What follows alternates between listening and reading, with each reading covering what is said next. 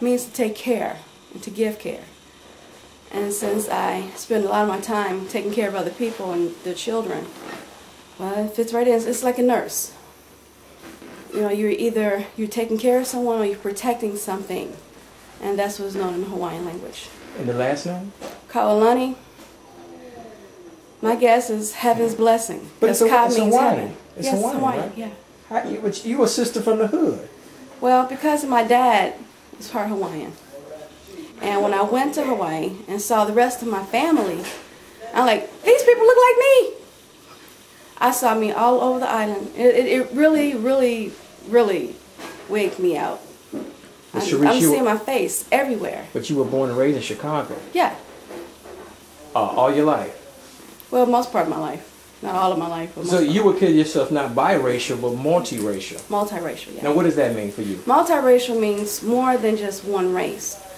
You know, I'm not just Hawaiian and Native American, but I'm also European French, African American, Indian, Scots Irish on my grandfather's side, and Lord only knows what else.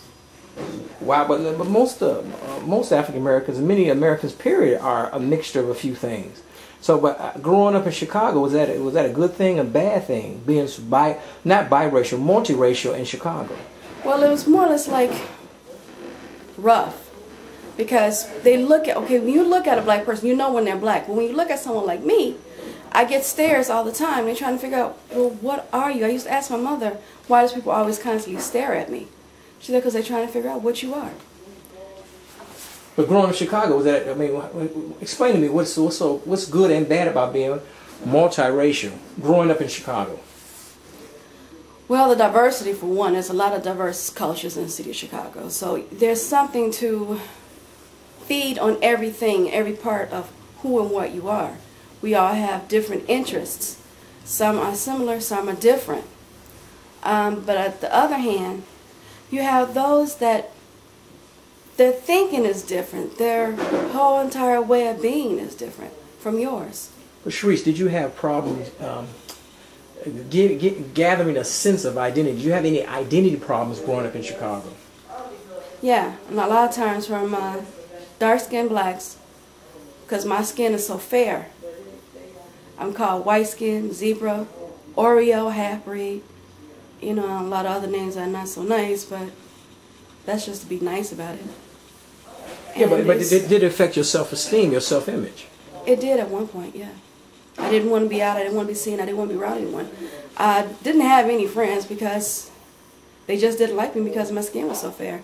I've been in situations where I was told, you need to be with your own kind. I'm like, well, I thought I was with my own kind. Not a black man. And this was told to me by a few black men. So how do you see yourself? Do you see yourself a primary African American or all of the above? All the above. But explain that to people who are biracial or multiracial, because there's so many people who are biracial, multiracial. Of course, we have a biracial candidate for president. Barack Obama may win, he may lose. We don't know before the election's coming up soon. But explain to me, how do you wrestle with that? And let me ask you something seriously. Have you really gotten over it? Well, you know something? You are who you are. You don't necessarily really get over it. You deal with it because it's who you are. It's part of your makeup. And like hypothetically, when I apply for jobs or when I go to school, on applications and they ask what's your race, most of the times I leave it blank because they don't have on there mixed or Creole. Now they may have Pacific Islander, Native American, black, non-Hispanic, white, Hispanic, whatever. You know, if it's necessary, then I will put Native American. Okay? If it's not, if it's optional, I don't answer it. Because if you can't look at me and tell I'm human, then there's a problem. Well, Barack Obama, he identifies as being, he's not a traditional African American, if you will. He's not a descendant of the slaves, but he would consider himself African American. Why don't you consider yourself African American first? Well, you know something? On one hand I do, and on the other hand I don't. I mean, this is a sad case, but I'm going to be honest here. We're going to be real. And sometimes being African American brings a shame on you sometimes. And it's something that just doesn't make you too happy admitting that you are African American. You are black. You have a little bit, even if it's just a wink, of African American in your blood, you know. But on the other hand, it makes you, you know, sometimes it makes you kind of proud of being black because of what your ancestors have gone through. But it, like I said, it's always. But what's the downside of being African American? What's the downside of being African American in this modern era? Stereotype, being categorized, being slated that you're lazy, you're shiftless, you have no ambition, you're non-aggressive.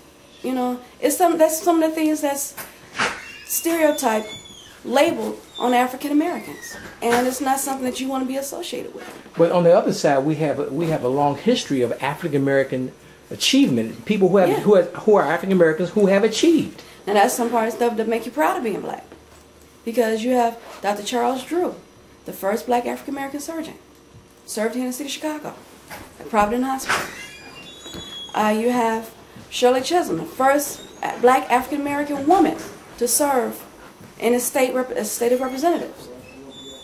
You know, you got Frederick Douglass, one of your first abolitionists.